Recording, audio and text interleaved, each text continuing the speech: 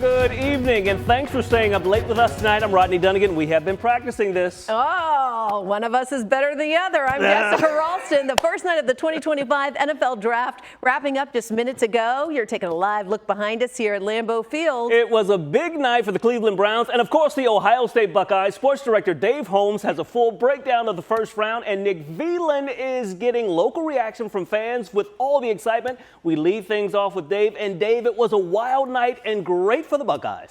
Yeah, I can't believe you guys slid to the second round with those skills out there. My goodness. All right, thank you, Marshall. Franklin County investigators trying to get to the bottom of a shooting on the northeast side of town. This all happened near a gas station at the Northern Lights Shopping Center. We're learning at least one person was hurt and rushed to a local hospital. At this hour, investigators are gathering evidence, speaking with witnesses, and trying to figure out exactly what led to it all. We're in the process of trying to get information on the condition of that victim. Of course, we'll keep you posted once we learn more.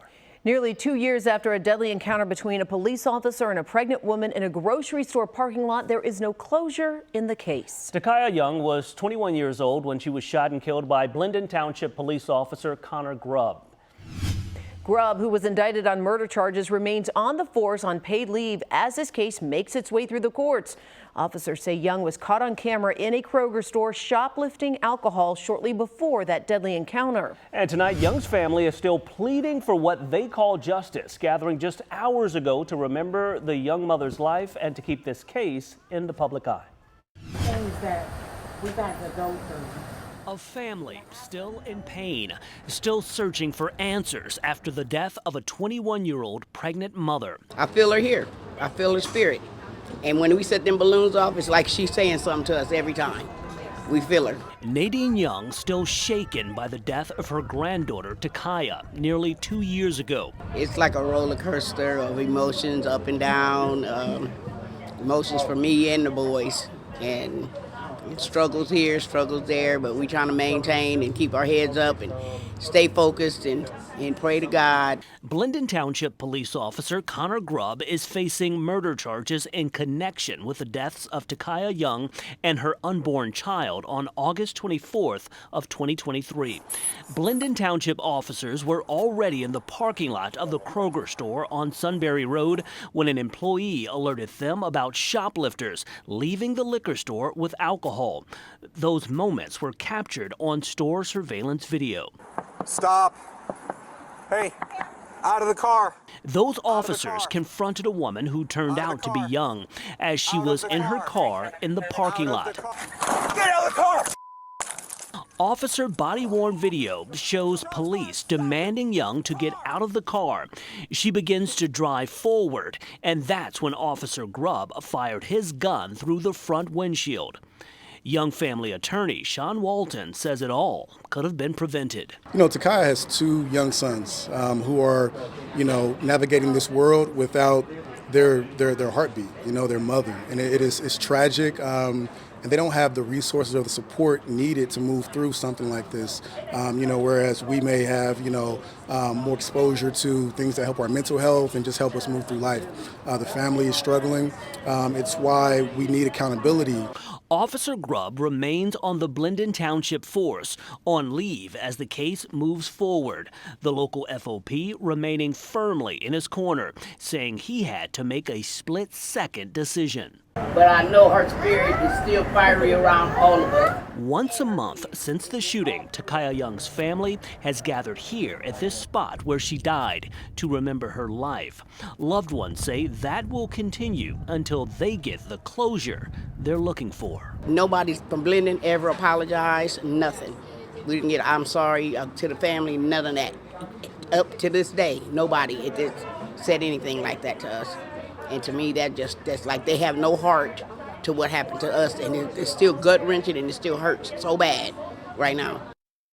The murder trial for Officer Connor Grubb was set for July of this year, but that has been delayed. There's a hearing set for late next month to try to determine a new date. Of course, we will keep you posted. Developing tonight, the future of the old Latitude 525 complex is up in the air tonight. The problem property was sold last year, but it's been vacant since 2022 when tenants had to leave because of unlivable conditions. Now the new buyers want to tear down those towers and start over with a new 400-unit complex with some units dedicated to low-income housing. Tonight, neighbors stress the importance of the company not making the same mistakes as the former owners. All these different builders are coming in and they're building all these fancy apartments and they're not taken care of. No, so that was another thing I wanted to say. Like, we're building all these apartments and they're making them look nice, planting some trees, and then they're not being taken care of. So we just hope. Company representatives assured neighbors that they have a team dedicated to addressing building concerns. Some neighbors also expressed concerns about increased traffic and market rates. Good evening, I'm Rodney Dunigan. We're tracking a number of developing stories tonight, including remembering the life and legacy of Pope Francis as Catholics around the world mourn his death. Reaction from faith leaders right here in Central Ohio continues to pour in. We're getting insight on it all tonight. Also tonight, the former leader of a New Albany church indicted, facing a long list of charges involving the rape of a child. We've got new details on that investigation, along with information on where this case goes from here. The rain is moving out very quickly, and we're actually looking for some summer-like weather. We'll show you when you're going to need those sunglasses and maybe some shorts coming up. And it was a big weekend for Ohio State athletics, including a historic win by the men's lacrosse team. We're breaking down all the action. Those stories and breaking news as it happens right now on Good Evening Columbus. Good Evening Columbus on ABC6 starts now. Happening right now, we have a live picture of St. Peter's Square. It's 1 a.m. there and quiet as the world mourns the loss of Pope Francis. In the past few hours, we've learned the Pope died of a stroke and heart failure. He was 88 years old. Right here in Ohio, Governor Mike DeWine has ordered flags at half-staff. And right now in Columbus, members of the Catholic Church are paying their respects. This is a live picture from St. Joseph Cathedral in downtown Columbus. They're holding a special mass in honor of the late pontiff. A short time ago, Isabel Hansen spoke with Columbus Bishop Earl Fernandez about Pope Francis. We will have more from tonight's Mass tonight at 11, and for the next steps for selecting a new Pope every step of the way, even when we're not on air, make sure you have the ABC6 app and you will get instant access to local and national headlines. Developing at this hour, one man is dead and another has been locked up after a stabbing this afternoon in Marysville. Tonight, investigators are gathering evidence, piecing together exactly what led to it all. Tom Bosco has the full story. All right, thank you, Tom. Tonight, we're learning that the father of a baby who was shot can get out of jail without paying bail if he wears an ankle monitor. Martez Jones has pled not guilty to child endangering. Now, police say he left his 3 young daughters alone while he went to the bathroom, and one of those girls shot the 7-month-old in the leg. They say he had the girls for the weekend and had left the gun in the bedroom. The judge ordered him to stay away from his daughters unless Children's Services gives him permission. Also new tonight, we're learning there's a second suspect connected to child abuse allegations at a New Albany megachurch. We've learned that new information after a Knox County grand jury returned a 27-count indictment against Gary Cassie Jr. Those charges include rape, gross sexual imposition, and unlawful sexual conduct with a minor. Investigators say there were 3 victims. They were all members of Faith Life Church, but investigators say there's no evidence the abuse happened at that church. Cassie is the son of the lead pastors and was a former leader there. Licking County is handling the case, and the special prosecutor says justice will happen here only because of the victims' courage. These courageous young women have spoken out and come forward, and they are to be commended for their bravery and supported. The Fairfield County Sheriff's Office is investigating the allegations made against that second person. Once that investigation is over, they will present their findings to the prosecutor's office. As for Cassie, he will be back in court on Wednesday. We're on your side tonight with a crime alert in Victorian Village. A woman was robbed and dragged by a car overnight. This is the second major crime in that area in just about a month's time. It's leaving neighbors on edge. Jessica Ralston has the full story. There have been no arrests made in connection with this morning's robbery. If you have any information, give police a call. And tonight, we're also tracking the very latest on a major arrest made by ICE right here in the city of Columbus. Investigators say they took down a suspect connected to a transnational terrorist organization. We have reached out to ICE, the U.S. Attorney's Office, and the FBI for more information. For the very latest on this story, make sure you have the ABC6 app. All right, turning back to the forecast, Chief Meteorologist Marshall McPeak tracking things for us. I tell you what, Marshall, looking forward to a pretty beautiful week. A lot of this looks really nice. Yeah. It was a pretty big weekend for Ohio State athletics, including a historic win for the men's lacrosse team. Kellyanne Stitz breaking it all down. All right, mark your calendars. Tomorrow is officially Earth Day. The focus this year is the power we all have to save the planet, and the city of Columbus is stepping up in a big way to play a major part in that effort. Meteorologist Sarah Converse gives us an inside look. All right, how about this? We're celebrating the Polish heritage of Cleveland. It's Dingus Day, the annual celebration marking the end of Lent, which is Easter. The event features Polish food, polka music, and of course, plenty of dancing. Gotta love it. Oh, the food's amazing. Oh, my goodness. The food is fantastic. Gotta love that. Obviously, tomorrow's Earth Day. Yes. Looks like the temperatures and the forecast kind of shaping up if folks want to get out and kind of clean up and give back to the earth, so to speak. Tomorrow's a great day to do that. It is a fantastic day. Good evening, I'm Rodney Dunigan. We're following a number of developing stories tonight, including a major new development planned around Lower.com Field. We're talking apartments, businesses, and much more. But if it's going to happen, it's going to take your tax dollars to make it come to life. We're on your side digging into if it's actually worth it. A former New Albany church leader indicted on 11 rape charges. The disgraced faith leader was in court just hours ago. We're getting fresh information on that investigation.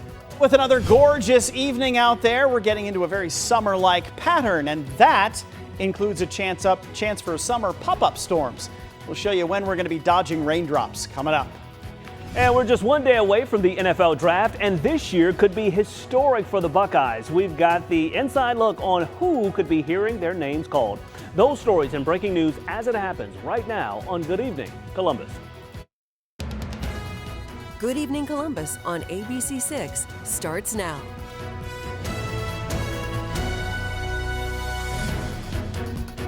We start tonight with a major new development planned around Lower.com Field. Columbus Mayor Andrew Ginther is pushing for this plan. We're talking apartments, businesses, and much more, but it will not happen without your tax dollars. Nick Veland following that story for us tonight. And Nick, there is a lot of excitement about this potential new development. All right, thank you, Nick. Turning now to the forecast, take a live look over a beautiful city of Columbus tonight. It has been beautiful across central Ohio. Chief Meteorologist Marshall McPeak tracking the rest of the week for us tonight.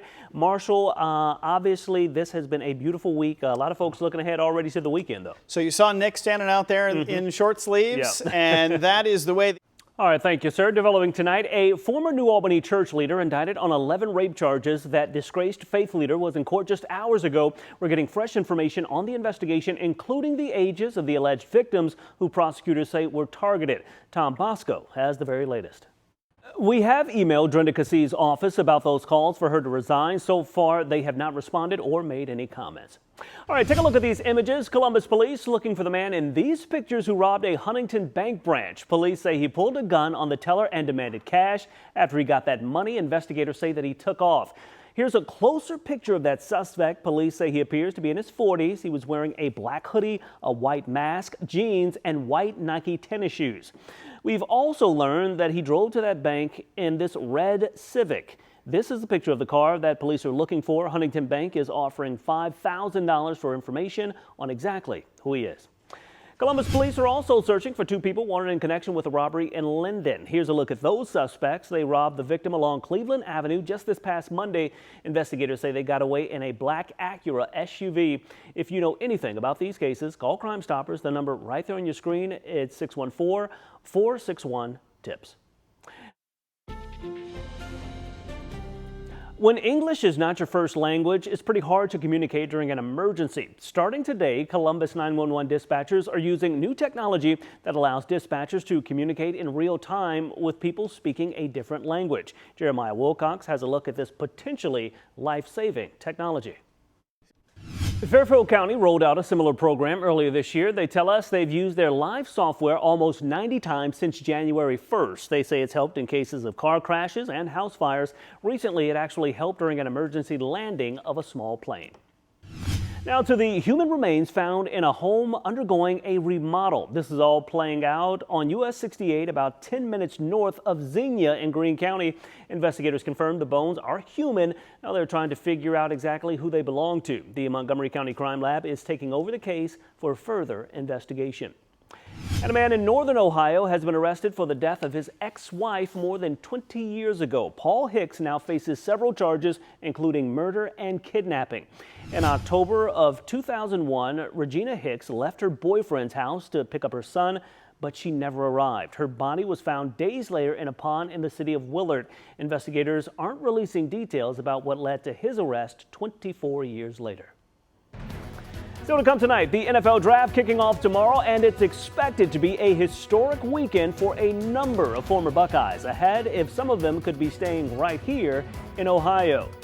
And it's almost time to plant your gardens and flowers, but don't just pick any flowers. How to plant local with Ohio's native species, coming up. It's a huge day Thursday for pro football fans. The 2025 NFL Draft kicks off tomorrow in Green Bay. The first round starts at 8 p.m. and you can watch it all right here on ABC6. The Buckeyes are projected to have a historic draft class. Tonight, Kellyanne Stitz has an early look at some of the moves you may see from the Browns and the Bengals. And don't forget, it could be a historic NFL draft for the Buckeyes. As many as 15 players from OSU could be selected. Again, this year's NFL draft kicks off tomorrow at 8 p.m. Rounds 2 and 3 are set for Friday at 7 p.m. And it all wraps up Saturday with rounds 4, 5, 6, and 7 starting at noon. All of it right here on ABC6. Well, a lot of people across Central Ohio are getting ready for the planting season. Meteorologist Sarah Converse on your side tonight with a few tips for your green spaces. Good evening. Thank you for joining us here tonight. I'm Jessica Ralston. And I'm Rodney Dunigan. We're on Waste Watch tonight, tracking where your tax dollars are going. Hundreds of millions of dollars potentially being poured into high-dollar projects across the state. Now, many of these projects involve pro sports teams. Let's start in Cleveland, where the Browns are looking for $1.2 billion in public funding for a new dome stadium, with state and local governments potentially contributing $600 million each. The Browns plan involves a new stadium and mixed-use development in Brook Park. The Haslams, the Browns owners, want half of the $2.4 billion cost to be covered by public funding. We spoke with Browns owner Jimmy Haslam today about concerns with public money being used for a private project. It'll be paid back way more than that. And by the way, we put $50 million up front, which becomes $200 million. So the real number with the state is not $600 million, it's $400 million. And we feel very confident that it'll be a good deal for the state. Then there's Cincinnati. Just this afternoon, Hamilton County struck a deal with the Cincinnati Bengals to spend $185 million to improve Paycor Stadium in 2026. The team is also asking the state of Ohio for $350 million for a larger part of this upgrade package. And here in Columbus, a plan also in the works for upgrades in the neighborhood around Lower.com Field. A groundbreaking held today for Astor Park. We're talking apartments, businesses, and more. The project is being led by the Haslam Sports Group. But it will not happen without your tax dollars. The city of Columbus put in $50 million for this public-private partnership. Columbus Mayor Andrew Ginther is pushing for the plan in order to ensure housing remains affordable. Because if the city and other partners aren't investing in part of this partnership, then there would be only market rate housing. Okay, get this. With just those 3 projects that we just broke down for you, we're talking more than $1 billion in taxpayer money that's coming from families right here in Central Ohio and across the state. The big question, is it worth it? Are you, the taxpayer, truly getting a benefit from all of your money helping to fund billion-dollar business? Nick Veland is on your side tonight, working to get answers. All right, thank you, Nick. All new tonight, Liberty Township is working to increase the number of full-time firefighters they have in their department. Back in November, a levy failed aimed at increasing fire service. Right now, the department has 55 full-time firefighters and 16 part-timers. Fire Chief Jim Reardon says that he is looking to increase those numbers so a 3rd ambulance can be added to respond to emergencies. The community has grown by 36% since 2013, and emergency calls have increased by 76%. What we noticed was we are taking, in the last 2 years, the number of 3rd EMS runs has gone from 26-ish% to 49%. What does that mean? What does that mean to you as a resident? What that means is every time this ambulance gets dispatched for a medical emergency, an auto accident or something, half of the time that truck gets dispatched on another run, not the same one, but a different call. If this levy passes in May, it would add $84 per $100,000 of a home's value. You can be able to cast your vote on the upcoming May 6th election. On New Tonight, a history and government teacher at New London High School in Huron County is this year's recipient of the 2025 Genocide Educator of the Year. Misty Egberger has been teaching for 23 years. Over the past several years, she has also attended several conferences and traveled to Holocaust sites in Germany and Poland for study tours. Now, she has also organized field trips and meetings with survivors of the Holocaust and legislators for her students.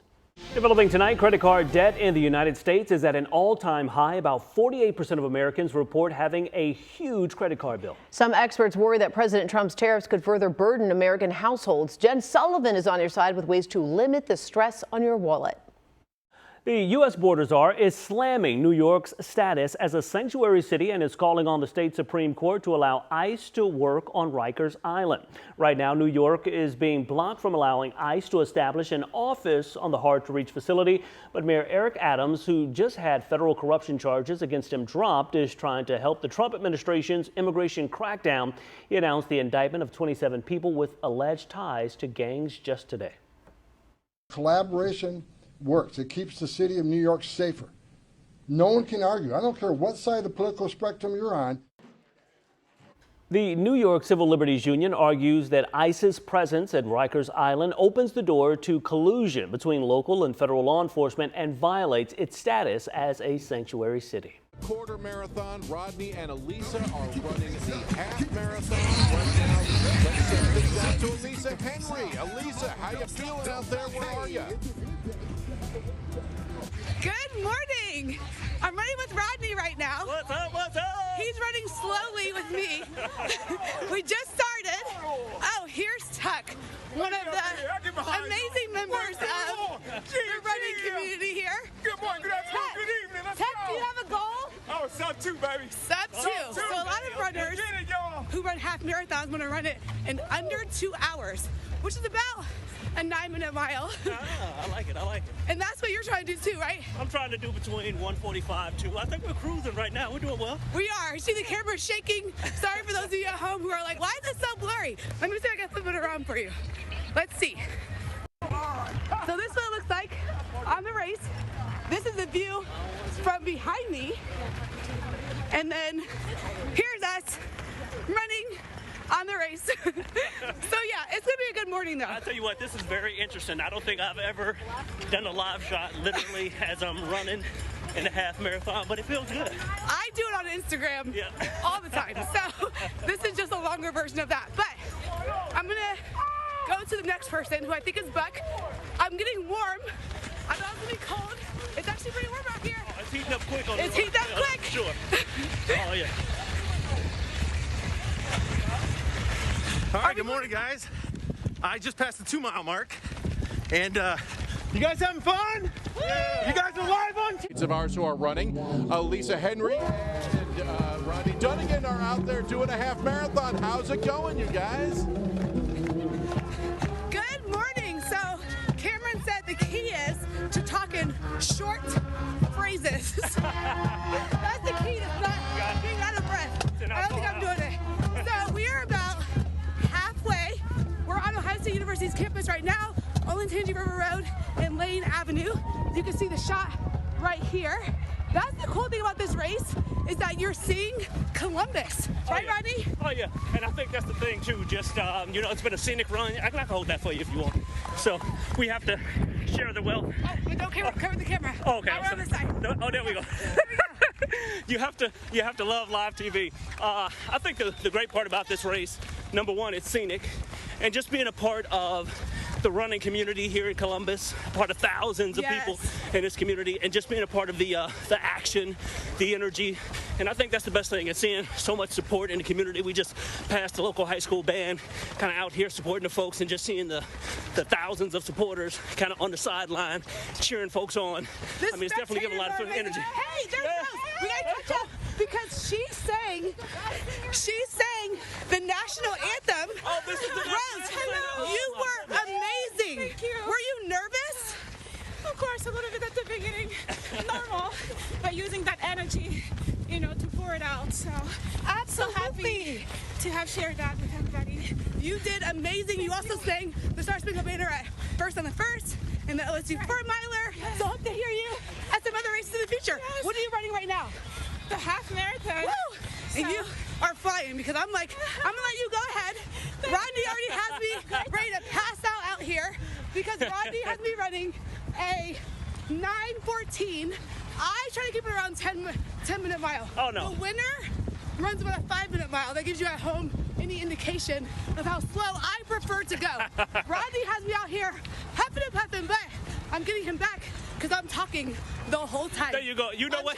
I'm chatting Rodney. Guess what? And then this happened. And that is the funny thing, because I'm used to typically on my runs, my long runs, I'm listening to a podcast or I'm listening to music, but I have been doing a lot of talking, but that's okay because I have the energy. I like listening to audiobooks. Book lover. We have this Sarah. Sarah, I took off my jacket. It's a beautiful day.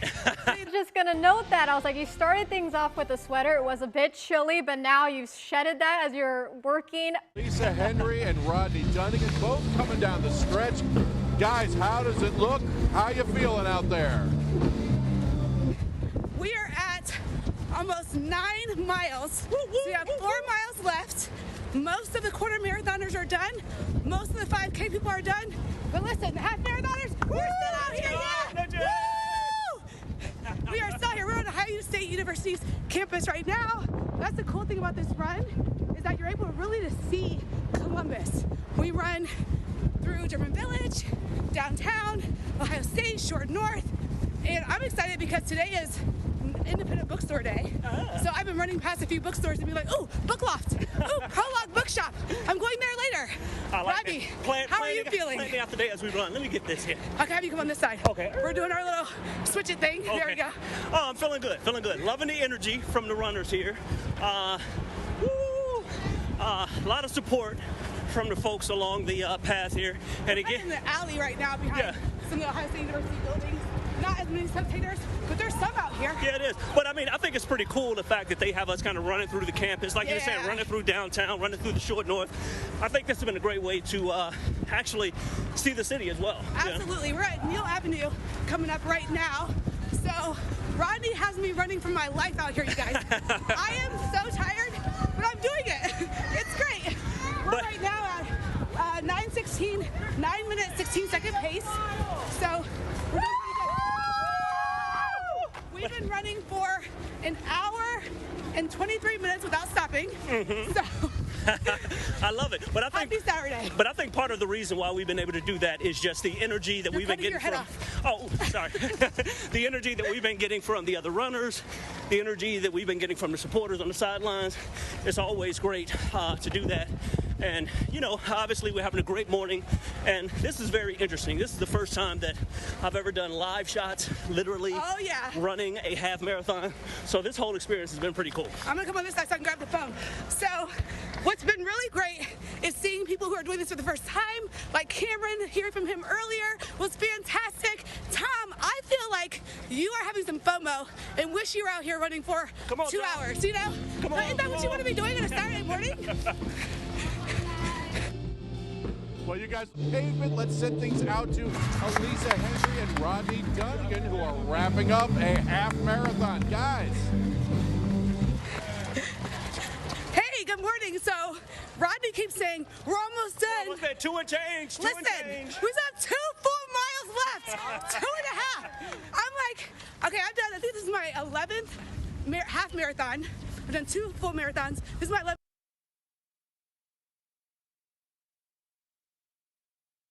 Gotten there yet. So I am just like, we're gonna make it. We're gonna be each other. Making it. We're gonna be each other's accountability partners. Yes. So we're gonna make it. I'm gonna help push you through. We're gonna make it. He is pushing me because I wanted to run this much slower. He wanted to run it much faster. We're somewhere in the middle. We're somewhere in the middle. So, but it's a great day out here. It's a beautiful day. We're at Neal and 7th Avenue right now, running past H2O Church here. Lots of runners out here still making their way to the finish. We're at almost 11 miles, so feeling pretty good. Oh yeah, definitely. I mean, you want me to come on the side? Yes. Here we go. It's hard to hold the phone. We're multitasking out here.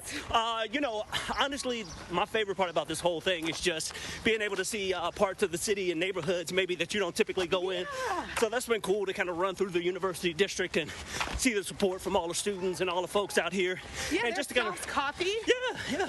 And to really just right now. to really just get the energy. And again, you know, we have about 2.5 miles left to go, but I think we have a lot of energy, and thankfully to a lot of support from these folks kind of on the sidelines. Hey! That's the support. All right. We're gonna go back to Tom. Tom, we got less than 3 miles left before we're done. Hey, so have a cold beer for us at the finish line. How about that? Rodney, you guys look great out there. Thank you so much. But we got a huge support system. Good morning, everybody! Not only a support system for a bunch of runners, but specifically for our very own Rodney Dunigan. We got his wife and his family, Jackie and the kids. Good morning! Jackie, I'm gonna have you come up here.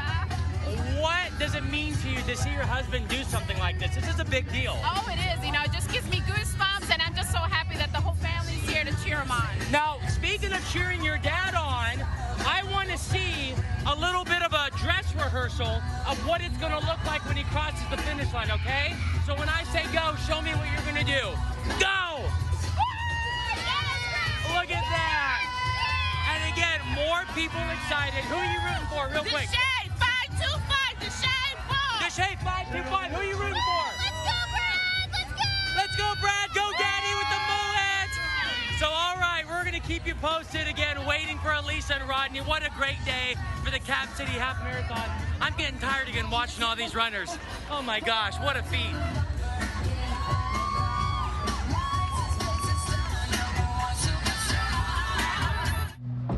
All right.